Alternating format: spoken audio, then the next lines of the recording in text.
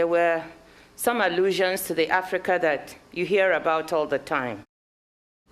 The Africa of poverty, the Africa of conflict, and the Africa of disasters. Well, it is true that those things are going on. There's an Africa that you don't hear about very much. Welcome to Pan-African Lifestyle, where we rep the motherland. We post content regularly and invite you to subscribe and share if you're a pal. That's a Pan-African Lifestyler. What I want to do is share with you a couple of stories and talk about a different Africa. There were some allusions to the Africa that you hear about all the time. The Africa of poverty, the Africa of conflict, and the Africa of disasters.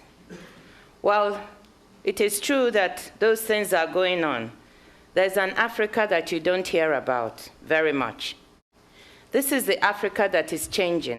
This is the Africa of opportunity. This is the Africa where people want to take charge of their own futures and their own destinies. And this is the Africa where people are looking for partnerships. People in Africa are no longer willing to tolerate corruption from their leaders. People want their resources managed properly for their good and not taken out to places where they'll benefit just a few of the elite. Therefore, when you hear about the corrupt Africa, corruption all the time, I want you to know that the people and the governments are trying hard to fight this in some of the countries, and that some successes are emerging. Does it mean the problem is over? The answer is no. There's still a long way to go, but that there's a will there, and that successes are being chalked up on this very important fight. So when you hear about corruption, don't just feel that nothing is being done about this, that you can't operate in any African country because of the overwhelming corruption. That is not the case. There's a will to fight, and in many countries, that fight is ongoing and is being won.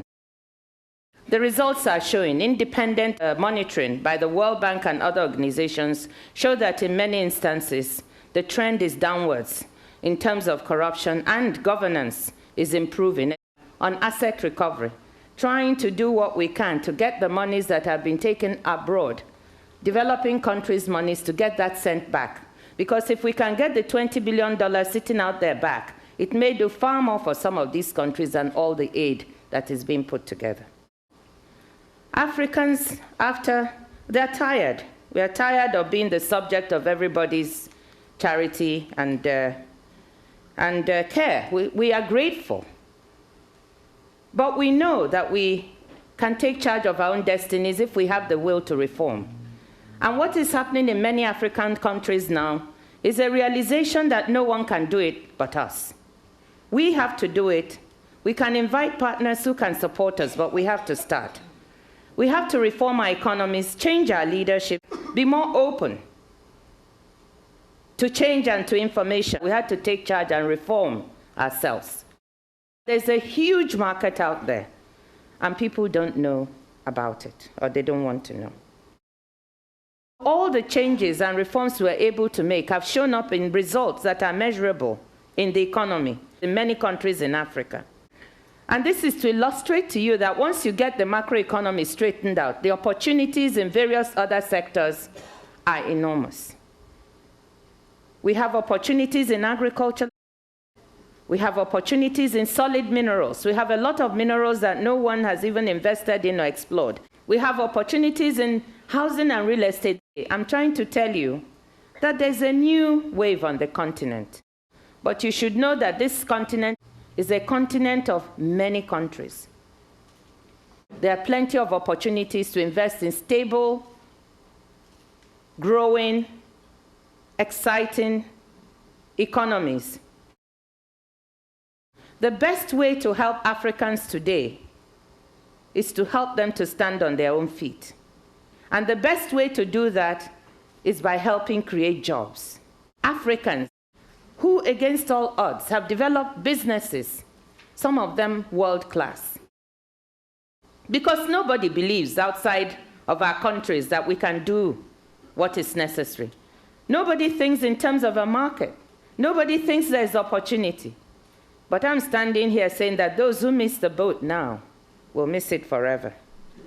So if you want to be in Africa, think about investing. So I invite you to explore the opportunities. Get involved in something that will do good for the continent, for the people, and for yourselves. Thanks for tuning in to Pan-African Lifestyle. Share your thoughts in the comments section and follow us on TikTok and Instagram at Pan-African Lifestyle to be inspired. For awesome PAL merch, check out panafricanlifestyle.shop. Keep repping the motherland.